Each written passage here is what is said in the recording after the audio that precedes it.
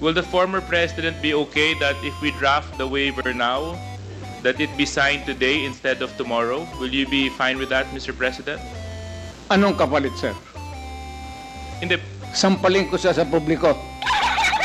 Hindi. Wala naman. Hindi, ngayon. Wala pong galunan. Mr. Chairman. I'll give you, ano, sampalin ko sa Mr. Chairman. Session suspended. Session suspended.